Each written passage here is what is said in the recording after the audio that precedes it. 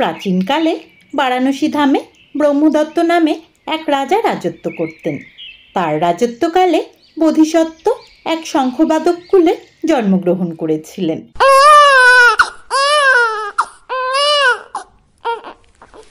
তিনি তার পিতার কাছ থেকে খুব ভালো শঙ্খ বাজাতেও শিখেছিলেন।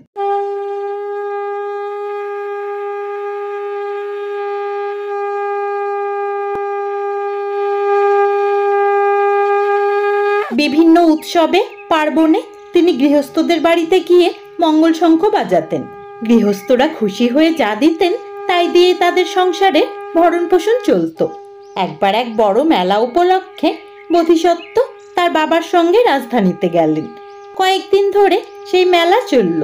মেলায় শঙ্খ বাজিয়ে তারা অনেক অর্থ উপার্জন করলেন।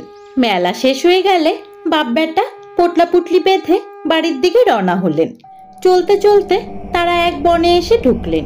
সকলেই জানত সেই বনে দস্যুদের উৎপাত হয়। তারা পথচারীদের সর্বস্ব কেড়ে নিয়ে তাদের মেরে ফেলে। সেই জন্য সকলেই দল বেঁধে সেই বনে চলাচল করে। সেই সময় বোধিসত্ত্বদের সঙ্গী সাথী কেউই ছিল না। তাই বনে ঢুকেই তার বাবা শঙ্খ বাজাতে শুরু করলেন।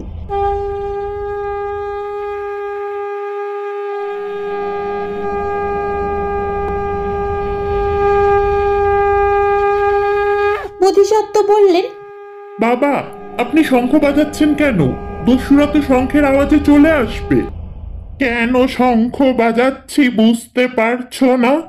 শঙ্খের শব্দ শুনলে দস্যুরা ভাববে অনেক লোক রয়েছে, তারা তখন ভয় পেয়ে পালিয়ে যাবে।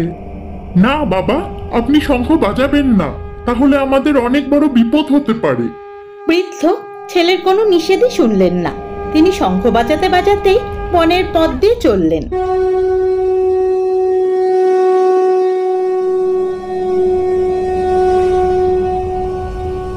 এদিকে একদল দস্যু বনের মধ্যে জঙ্গলে লুকিয়েছিল। তারা শঙ্খের শব্দ শুনতে পেল। ভয় পেয়ে দস্যুদের সর্দার বলল, সর্বনাশ, এ তো শঙ্খের শব্দ।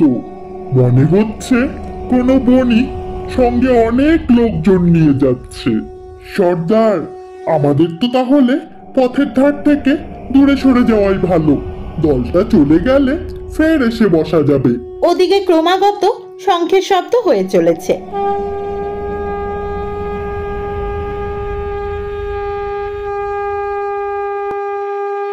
দস্যুরা সেই শব্দ শুনে অবাক হয়ে উঠে দাঁড়ালো। দস্যুদের সর্দার বলল, কিরে, শঙ্খ যে কেবল বাজছেই আর বাজছেই, একবার তো সামনে গিয়ে দেখতে হয়, কি ব্যাপার? এই বলে সে সঙ্গী সাথীদের নিয়ে এগিয়ে এসে দেখলো মাত্র দুটি লোক বনের মধ্যে দিয়ে যাচ্ছে। তারা তখন জঙ্গলের আড়াল থেকে বেরিয়ে এসে তাদেরকে ঘিরে দাঁড়ালো। তারপর কাউকে কিচ্ছু জিজ্ঞেস না করে তাদের পোটলা পুটলি টেনে হিচড়ে সব নিয়ে নিল। এই দে দে, ছাড় বলছি পোটলা, ছাড় ছাড় তাড়াতাড়ি। মাফ করুন হুজুর, মাফ করুন, দয়া করে নেবেন না, এটা আমাদের অনেক কষ্টের ফল। আমাদের ছেড়ে দিন, ছেড়ে দিন আমাদের। ছাড়ো বাবারা, ছাড়ো, আমাদের ভুল হয়ে গেছে, ছেড়ে দাও।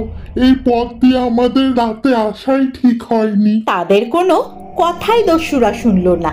টেনে হিচড়ে পোটলা তাদের থেকে কেড়ে নিয়ে নিল। আর ওই পোটলার মধ্যেই ছিল বৃদ্ধের সমস্ত টাকা কড়ি। সে হায় হায় করে উঠল। দস্যুরা ততক্ষণে সবকিছু নিয়ে বনের ভেতরে চলে গেছে। হায় হায় হায়, আমাদের সমস্ত উপার্জন লুট করে নিয়ে চলে গেল দস্যুরা। এখন আমি কি করব? এখন আর হায় হায় করে কি হবে বাবা? আমি তো আপনাকে আগেই বলেছিলাম এইভাবে বনে শঙ্খ বাজাবেন না। আপনি তো আমার কোনো কথাই শুনলেন না। ঈশ্বরের অশেষ কৃপা যে আমরা প্রাণে বেঁচে আছি। জীবন যেহেতু আছে, আবার না হয় উপার্জন করব, আপনি ভেঙে পড়বেন না। এরপর তারা সেখান থেকে উঠে চলে গেল। আর বোধিসত্ত্বের পিতা অনুশোচনা করতে লাগলেন, যদি তিনি তার ছেলের কথা শুনতেন তাহলে এমনটা তাদের সাথে হতো না। দেখলে তো বন্ধুরা, কখনোই কোনো বিষয়ে বাড়াবাড়ি ভালো নয়। বোধিসত্ত্বের পিতা শঙ্খ বাজিয়ে যে ধন উপার্জন করেছিলেন, বারবার শঙ্খ বাজানোর ফলে সেই ধন দস্যুরা এসে নিয়ে চলে গেল। সেদিন যদি বোধিসত্ত্বের পিতা অতি উৎসাহিত না হতেন তাহলে তাদের সর্বস্ব রক্ষা পেত।